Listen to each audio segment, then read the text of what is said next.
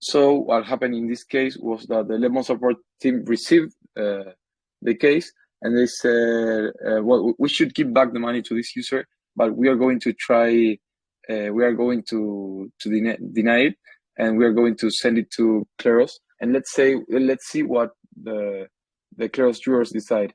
And well, this case was sent to Kleros, and the jurors decide that the user was right, that he should receive a refund of the money. So we can say that the Kleros jurors did a really good job. Exactly. Okay, so we have that. It's going very well. I'm super happy.